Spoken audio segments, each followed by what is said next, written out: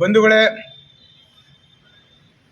ಕರ್ನಾಟಕ ಬಲಗೈ ಹೋರಾಟ ಸಮಿತಿ ವತಿಯಿಂದ ದಿನಾಂಕ 18/8/2025 ಫ್ರೀಡಂ ಪಾರ್ಕ್ನಲ್ಲಿ ಬೃಹತ್ ಪ್ರತಿಭಟನಾ ಕಾರ್ಯಕ್ರಮ.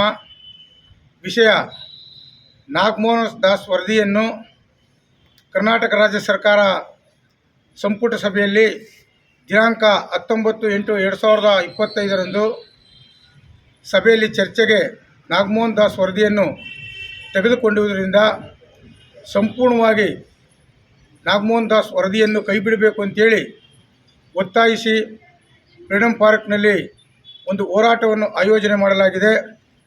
ಮೈಸೂರು ಜಿಲ್ಲೆ ಮತ್ತು ಚಾಮರಾಜನಗರ ಜಿಲ್ಲೆ, ಹಾಸನ ಜಿಲ್ಲೆ, ಮಂಡ್ಯ ಜಿಲ್ಲೆ, ಕರ್ನಾಟಕದ ಎಲ್ಲ ಜಿಲ್ಲೆಗಳಿಂದ, ತಾಲೂಕುಗಳಿಂದ, ಗ್ರಾಮಗಳಿಂದ ಸಾವಿರಾರು ಸಂಖ್ಯೆಯಲ್ಲಿ ಫ್ರೀಡಂ ಪಾರ್ಕ್ಗೆ ಬೆಳಗ್ಗೆ 11 ಗಂಟೆ ನಡೆಯುವಂಥ ಈ ಹೋರಾಟದ ಕಾರ್ಯಕ್ರಮಕ್ಕೆ ತಾವೆಲ್ಲರೂ ಕೂಡ ಭಾಗವಹಿಸಬೇಕು.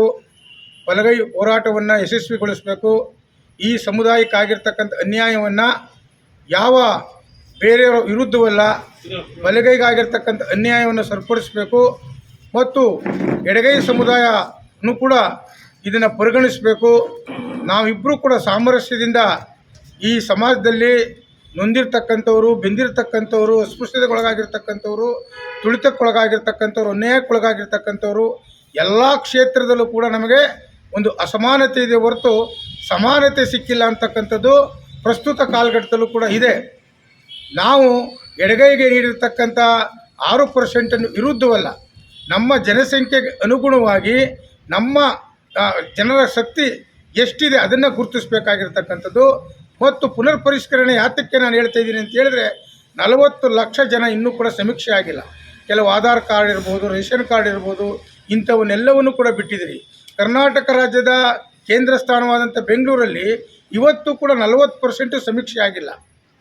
ಅಂದರೆ ಎರಡೂ ಸಮುದಾಯಕ್ಕೂ ಕೂಡ ಇದು ಒಂದು ರೀತಿ ಅನ್ಯಾಯವನ್ನೇ ಕಾಣಿಸ್ತಿದೆ.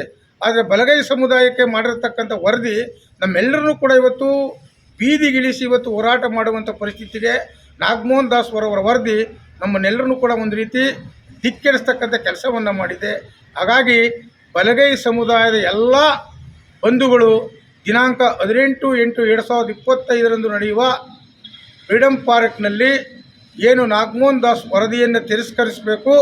ಒಂದು ವೇಳೆ ಏನಾದರೂ ಕೂಡ ಈ ವರದಿಯನ್ನು ಅಂಗೀಕರಿಸಿದ ಸಂದರ್ಭದಲ್ಲಿ ಬಲಗೈ ಸಮುದಾಯದ ಎಲ್ಲ ಸಚಿವರು, ಶಾಸಕರು ರಾಜೀನಾಮೆಯನ್ನು ಕೊಟ್ಟು ಈ ಸಮುದಾಯಕ್ಕೆ ನ್ಯಾಯ ಸಿಗೋ ತನಕ ಕೂಡ ಹೋರಾಟ ಮಾಡಬೇಕು ಅಂತಕ್ಕಂಥ ಒತ್ತಾಯವನ್ನು ಕೂಡ ಆ ಸಭೆಯಲ್ಲಿ ನಿರ್ಣಯ ಮಾಡಲಾಗಿದೆ. ತಾವೆಲ್ಲರೂ ಕೂಡ